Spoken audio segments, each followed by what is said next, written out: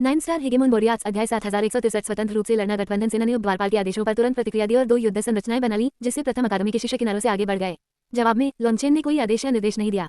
मियाओ यिन भी कुछ करती हुई प्रतीत नहीं हुई। वह केवल अकादमी की सेना के केंद्र में खड़ी होकर देखती रही। हालांकि अकादमी के शिष्य पहले ही अपनी संरचनाएं बदल रहे थे। जब तक दोनों किनारों से हमले उन तक पहुंचे, उनकी लंबी टेढ़ी मेढ़ी संरचना गोलाकार हो गई थी। मियाओ यिन ने सभी के आश्चर्यचकित चेहरों को तिरस्कार भरी निगाहों से देखा। अकादमी के शिष्यों ने 7 ट्रेजर स्पेस में युद्ध क्षेत्र का आतंक देखा था। हजारों मतों ने उन्हें बहुत तेज समझ विकसित करने के लिए मजबूर किया था। वे इतनी स्पष्ट बात को कैसे नहीं देख पाए। इसके अलावा यद्यपि दुश्मन सेना उनसे संख्या में कहीं अधिक थी, विशेषज्ञों से भरे 7 ट्रेजर स्पेस की तुलना में वहां पैंतरेबाजी के लिए बहुत अधिक जगह थी। इसके अलावा 7 ट्रेजर स्पेस के सभी जीव पागल, आत्मघाती और संकी थे। उनकी तुलना में उन पर हमला करने वाले शिष्य भेड़ों के समान थे। उन्हें किसी निर्देश की आवश्यकता नहीं थी। जैसे ही उन्होंने अपने आसपास के दबाव में बदलाव महसूस किया, अकादमी के शिष्यों ने स्वतः ही अपनी संरचना बदल ली। यह उन्हें किसी ने सिखाया नहीं था। यह उन्होंने कई मतों का सामना करने के बाद विकसित किया था। उन्होंने जीवित रहने के लिए ही कौशल हासिल किया था। अब वे समझ गए थे कि लॉन्गचेन ने उनसे क्या कहा था। शक्तिशाली इसलिए शक्तिशाली बनते हैं क्योंकि उनके पास कोई और विकल्प नहीं होता। यदि वे पर्याप्त शक्तिशाली नहीं होते तो वे मर जाते। गोलाकार संरचना एक घूमते हुए ब्लेड की तरह थी। वे दोनों युद्ध संरचनाएं तुरंत नष्ट हो गईं। किनारों से आगे बढ़ रही इन युद्ध संरचनाओं में सेना के सर्वश्रेष्ठ कुलीन सैनिक शामिल थे। उनका लक्ष्य अकादमी की सेना को 2 भागों में बांटना, उसे छोटे अधिक प्रबंधनीय समूहों में विभाजित करना था। हालांकि वे शक्तिशाली कुलीन सैनिक भी तुरंत मारे गए। दोनों पक्षों के बीच का अंतर अब पूरी तरह स्पष्ट था। जैसे ही वे लोग अकादमी के शिष्यों के आक्रमण क्षेत्र में प्रवेश कर गए, वे बलि के बकरे बन गए। उच्च अधिकारी इससे स्तब्ध रह गए और उन्होंने तुरंत अपने शिष्यों को निर्देश दिए। लेकिन इसके परिणामस्वरूप उनकी तरफ की स्थिति और भी अधिक अराजक हो गई। युद्ध क्षेत्र में सबसे बुरी बात यह थी कि बहुत सारे कमांडर अलग अलग निर्देश दे रहे थे। शिष्य बिना सिर वाली मक्खियों की तरह इधर उधर भागने लगे और अंततः मारे गए। इसके अलावा यद्यपि यहाँ सामरिक ज्ञान वाले कमांडरों की कोई कमी नहीं थी, सच्चाई ये थी कि उनके द्वारा दिए गए किसी भी निर्देश का कोई उपयोग नहीं था। अकादमी के शिष्य युद्ध क्षेत्र में होने वाले किसी भी बदलाव के अनुकूल तुरंत ढल जाते थे। ये स्पष्ट था कि 7 ट्रेजर स्पेस अकादमी के शिष्यों के लिए सबसे कठोर और क्रूर प्रशिक्षण स्थल था। लेकिन साथ ही इसने उन्हें सबसे तीव्र विकास भी प्रदान किया। यद्यपि उनकी संरचनाएं ड्रैगनब्लड लीजन की तुलना में कमतर थी, फिर भी 8 मिलियन से अधिक सैनिकों के एक समूह को बिना किसी के निर्देश और बहुत कम प्रत्यक्ष संचार के इस तरह से संरचनाएं बदलते और समन्वय करते देखना अत्यंत दुर्लभ था। अकादमी के शिष्य शेरों की तरह भेड़ों के झुंड का वध कर रहे थे। धरती खून से लाल हो गई थी। उच्च अधिकारी अब चैन से नहीं बैठ सकते थे। हमें उनकी संरचना तोड़नी ही होगी, नहीं तो अगर हम जीत भी गए तो हमारे पास ज्यादा शिष्य नहीं बचेंगे। लाश शैतान संप्रदाय के एक वरिष्ठ ने दांत भींचते हुए कहा। ये शिष्य हर संप्रदाय की युवा पीढ़ी का असली आधार थे। वे पहले भेजे गए बलि का बकरा नहीं थे। इन शिष्यों में से हर एक की मृत्यु उतनी ही दर्दनाक थी जितनी शरीर से मांस का टुकड़ा काट दिया जाना। अकादमी के शिष्य पूरी तरह से अजेय थे। बस एक अगरबत्ती के बराबर समय में लाखों कुलीन शिष्य मारे जा चुके थे। भारी संख्या में होने के बावजूद वे गठबंधन सेना को मक्खन में गर्म चाकू की तरह काट रहे थे।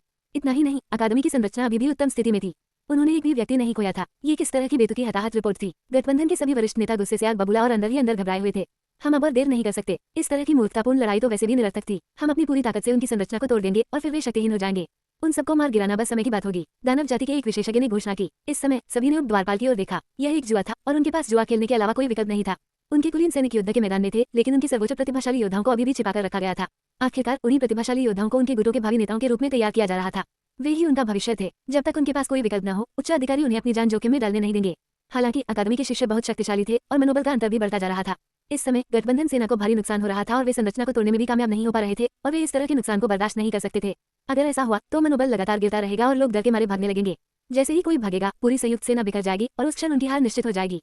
उप द्वारपाल ने दांत भींचे और गहरी सांस ली। हमारे पास कोई दूसरा विकल्प नहीं है। हमें उन्हें मारना ही होगा। हमला करो। उच्च अधिकारियों ने तुरंत आदेश दिया। अचानक आकाश में भयानक आभाएं फैल गईं। आकाश और पृथ्वी का रंग बदल गया। अंततः प्रमुख कुटब पीछे नहीं हट रहे थे। उनका अंतिम तुरुप का पत्ता निकल रहा था। ये वे महानतम दिव्य प्रतिभाएं थीं जिन्हें उन्होंने तैयार किया था। उनकी संख्या केवल कुछ हजार थी, सेना की खगोलीय संख्या की तुलना में लगभग नगण्य, लेकिन वे तुरंत चुलते तारों की तरह युद्ध के मैदान की ओर बढ़े, असीम हत्या की भावना बिखेरते हुए। ओह, अब तुम गंभीर हो रहे हो, लॉन्गचेन ने तिरस्कारपूर्ण मुस्कान के साथ कहा। अगर वे स्थिति को ऐसे ही रहने देते तो अकादमी के शिष्यों की वास्तविक शक्ति का पता लगाए बिना ही वे और भी शिष्यों को खो देते। मियाओ यिन, यही असली लड़ाई है। खुलकर लड़ो। तुम्हें जरा भी संकोच करने की जरूरत नहीं है। दूसरों को अपनी सीमाएं देखने की चिंता मत करो। असल में तुम्हें इस बात की चिंता करनी चाहिए कि तुम खुद अपनी सीमाएं न देख पाओ। अपनी सीमाओं को पार करने के बारे में तुम तभी सोच सकती हो जब तुम उन्हें अच्छी तरह जान लो।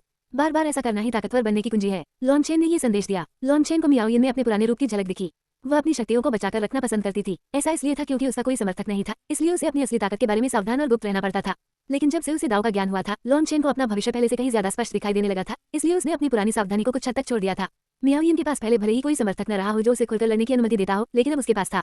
लॉन्गचेन का प्रोत्साहन सुनकर उसकी आंखें चमक उठी। उसके नीले वस्त्र आग जैसे लाल रंग के वस्त्र में बदल गए और उसके चारों ओर लाल लपटें घूमने लगी। तापमान अचानक बढ़ गया। मियाओ यिन आकाश में धड़कते सूरज की तरह लग रही थी और युद्ध क्षेत्र में मौजूद हर किसी को अचानक ऐसा महसूस हुआ जैसे वे गर्मी के सबसे गर्म दिन का सामना कर रहे हों। हाथ के एक इशारे से रक्त रंग के प्रतीकों से ढका एक धनुष प्रकट हुआ। जब मियाओ यिन ने कमान खींची तो ग्रहण दाव ध्वस्त हो गया। दुनिया के ज्वाला नियमों की शक्ति पल भर में उसके धनुष में समा गई। उसका धनुष झंझनाया। शुद्ध ज्वाला नियमों से बने हजारों तीर अंतरिक्ष को चीरते हुए नए आने वालों की ओर बढ़े। 9 सितारा हेगेमोन बोरियाट्स अध्याय 7164 क्रूर बलप्रभुत्व। तीरों के उड़ने से कान फाड़ने वाली सीटियां और विस्फोटक ध्वनियां गूंज उठी और उनके नुकीले सिरे अंतरिक्ष में काले निशान छोड़ गए जो चीरों के अलावा और कुछ नहीं थे। इस दृश्य ने सभी के चेहरे के भाव बदल दिए। मियाओ यिन ने इस हमले में अपनी नियम शक्ति को चरम सीमा तक संकुचित कर दिया था।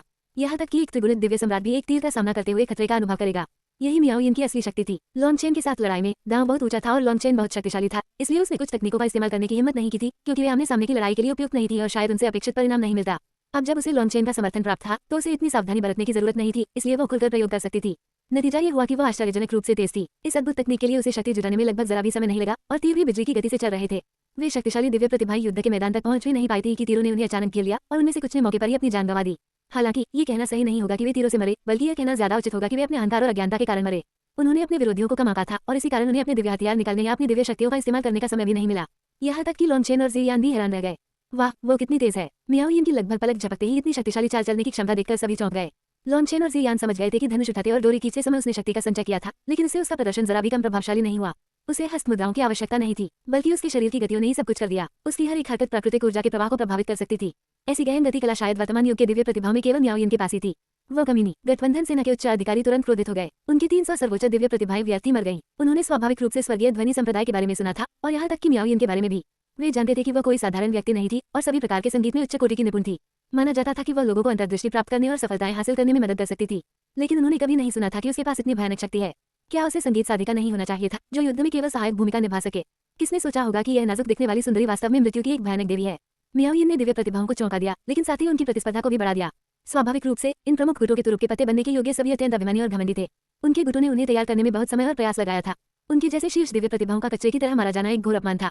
बिजली से लिपटा हुआ और तलवार लिए एक व्यक्ति सबसे पहले मियाओ यिन तक पहुंचा। ये व्यक्ति एक दुर्लभ बिजली साधक था और उसकी गति आश्चर्यजनक थी। उसने मियाओ यिन के किसी भी तीर को नहीं रोका, इसके बजाय उसने केवल अपनी गति का उपयोग करके उन्हें चकमा दिया। लेकिन जैसे ही वह युद्ध के मैदान में पहुंचा, उसे लगा जैसे आकाश फट गया हो। तलवार की ऊर्जा की एक किरण उसकी ओर उठी। बिजली कड़की और बिजली का अभ्यास करने वाला योद्धा हवा में उड़ गया। ये हमला झाओ यू ने किया था। उसे बचकर निकलते देख झाओ यू को एहसास हुआ कि ये नवागंतुक कितने शक्तिशाली हैं। करोड़ों की सेना भी इनके सामने कुछ नहीं थी। ज़िवेक हुआइन, मेरी जगह लो, मैं उसे मार डालूंगी। झाओ यू तुरंत उड़ गई। अपनी तलवार से एक होकर उसने बिजली के अभ्यास करने वाले योद्धा पर हमला कर दिया। वह वाकई बेहद शक्तिशाली था। अगर उसे युद्ध में शामिल होने दिया जाता तो वह उनके योद्धाओं पर बहुत दबाव डालता। सबसे महत्वपूर्ण बात यह थी कि वो इतना तेज था कि मियाओ यिन के लिए खतरा बन गया था। वही उच्च प्राथमिकता वाला लक्ष्य था। अगले ही पल झाओ यू उसके पास से गुजरी और खून हवा में फैल गया। झाओ यू के वस्त्र खून से लथपथ थे और उसके कंधे पर लगे गहरे घाव से हड्डी दिखाई दे रही थी। लेकिन बिजली के अभ्यास करने वाले योद्धा ने अपना पूरा बायां हाथ खो दिया था। पागल औरत, वह भय से दहाड़ा। अभी कुछ देर पहले तक हालांकि उसे यह एहसास हो चुका था कि वह एक शक्तिशाली तलवारबाज है, फिर भी वो उससे डरा नहीं था। लेकिन अचानक झाओ यू ने अपनी सुरक्षा की परवाह किए बिना तुरंत हमला कर दिया। उसने न तो कोई शुरुआती वार किया और न ही कुछ और। वो किस तरह की पागल थी? उनके स्तर के विशेषज्ञ तो उनके संप्रदायों का भविष्य थे, उनके परिवारों का भविष्य थे, उनकी पूरी जाति का भविष्य थे।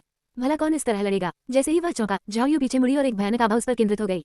उसके अंदर दहशत भर गई। उसने महसूस किया कि वह उसे हर हाल में मारना चाहती है। दूसरे शब्दों में, अगला हमला सिर्फ मामूली चोटों का आदान प्रदान नहीं होगा। ऐसा लग रहा था कि अगर वह उसे भी मार सकती है तो वह मरने के लिए भी तैयार है। वह दहाड़ा और उसके बाएं हाथ के बिजली के मंत्र एक ढाल में बदल गए और उसने पलटवार किया। लेकिन जैसे ही वह पीछे हटा, उसे पछतावा हुआ। झाओ यू की शक्ति तुरंत कई गुना बढ़ गई। धत्तेरे की, उसका चेहरा एकदम बदल गया। तलवारबाज के सामने सबसे बुरी बात जो वह कर सकता था वह थी भाग जाना। एक कदम पीछे हटते ही वो युद्ध हार चुका था। जैसा कि उम्मीद थी, तलवार की ऊर्जा तुरंत आकाश को चीरती हुई निकली। झाओ यू के हमले ने उसे बचने का कोई मौका नहीं दिया। उसे अपनी पूरी ताकत से इसका सामना करना पड़ा। हालांकि वह इतना डरा हुआ था कि ऐसा नहीं कर सका। चूंकि उसने पीछे हटने का मन बना लिया था, इसलिए उसकी आवाज स्थिर रूप से बदल रही थी।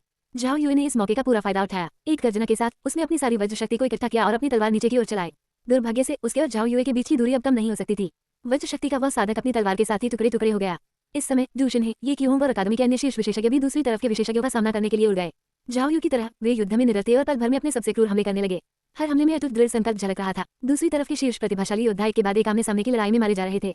उच्च अधिकारी इस परिणाम को देखकर भयभीत हो गए। उन्हें अपनी आंखों पर विश्वास नहीं हो रहा था। उनके गुटों के भावी स्तंभ एक तेज कुल्हाड़ी के सामने छोटे पौधों की तरह कट रहे थे। वे झाओ यू और दूसरों के सामने कुछ ही वार सह पा रहे थे। वे सचमुच शक्तिशाली हैं। ज़ियान भावुक हुए बिना नहीं रह सकी। इन शिष्यों ने सचमुच उनकी अपेक्षाओं को पार कर लिया था। यद्यपि मैं कभी प्रथम अकादमी में वापस नहीं लौटा, फिर भी कर्मिक भाग्य ड्रैगन का प्रकटीकरण उस पर प्रकट हुआ, लॉन्चेन ने कहा। जैसा कि आप देख सकते हैं, इसका एक कारण है। फीनिक्स बंजर भूमि पर नहीं बसेरा करता और ड्रैगन खाली समुद्र से नहीं निकल सकता। यह कोई संयोग नहीं है। झाओ यू और अन्य लोगों की विस्फोटक क्षमता ने लॉन्चेन और ज़ियान की उम्मीदों को पार कर दिया था। इससे पता चलता है कि कर्मिक भाग्य ड्रैगन का प्रभाव उन पर पड़ रहा था। तो फिर प्रथम अकादमी भविष्य में सचमुच असाधारण बनेगी, ज़ियान ने कहा। तभी लॉन्चेन ने ठंडी मुस्कान के साथ कहा, ठीक है, चलो शुरू करते हैं। वे बेशर्म बूढ़े अब हरकत में आने वाले हैं। दूर खड़े हुए बूढ़े अब चैन से नहीं बैठ पा रहे थे। उन्होंने देखा कि उनमें से कई लोगों ने अपना वेश बदला और अपनी आभा को छुपा लिया और भीड़ में गायब हो गए। You guys forgot to subscribe and like the channel.